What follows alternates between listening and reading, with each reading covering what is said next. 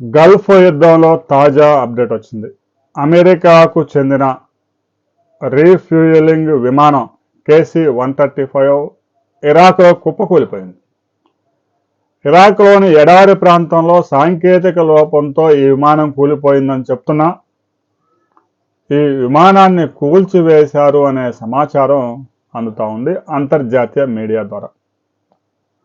ఎప్పుడో 60 సంవత్సరాల కిందటే తయారైన ఈ పాత తరం విమానం ఆకాశంలోనే యుద్ధ విమానాలకి ఇంధనాన్ని నింపటంలో మంచి పేరు ప్రఖ్యాతలు సాధించాయి ఈ KC-135 విమానాలు.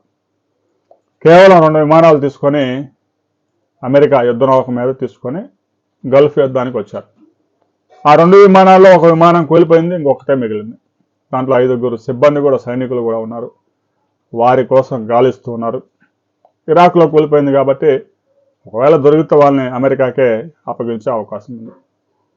అమెరికా గడిచిన 13 రోజుల్లోనే ఇరాన్ మీద యుద్ధానికి 1,39,000 కోట్ల రూపాయలు ఖర్చు చేసి యుద్ధాన్ని ఆపాలా, ముందుకు తీసుకువెళ్లాలా అర్థం కాక ట్రంప్ తలలు బాదుకుంటూ ఉన్నాడు.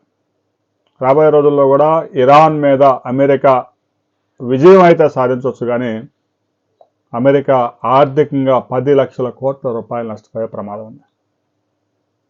ఇరాన్ ఇప్పటికే షరతులు పెడతా ఉంది, మీరు ఎంతైతే నష్టం చేశారో ఆ నష్టం అంతా భర్తీ చేస్తామంటే తప్ప మేము యుద్ధం ఆపమని ఆత్మాహుతి దళాలను సిద్ధంగా ఉంచింది. రాబోయే రోజుల్లో ఈ ఆత్మాహుతి దాడులు అమెరికాని ముచ్చెమటలు పట్టించడం ఖాయం.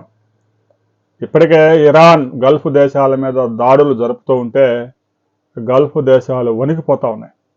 చమురు శుద్ధి కర్మాగారాలను టార్గెట్ చేసుకుంది, గ్యాస్ కర్మాగారాలను టార్గెట్ చేసుకుంది, సముద్రం నుంచి ఉప్పు నీటిని మంచినీటిగా మార్చే శాలినేషన్ కేంద్రాలను కూడా టార్గెట్గా చేసుకుని ఆయా నగరాల్లో మంచినీరు కూడా దొరకకుండా చేసే టార్గెట్లు ఇరాన్ పెట్టుకుంది. కువైట్లో ఎప్పుడూ లేనిది విద్యుత్ కోతలు కూడా అమలు చేస్తూ ఉన్నారు. రాబోయే రోజుల్లో ఈ గల్ఫ్ యుద్ధం కేవలం ఇరాన్కి గల్ఫ్ దేశాలకే కాదు, ప్రపంచ ఆర్థిక వ్యవస్థల్ని కుదిపేసే ప్రమాదం కూడా ఉంది.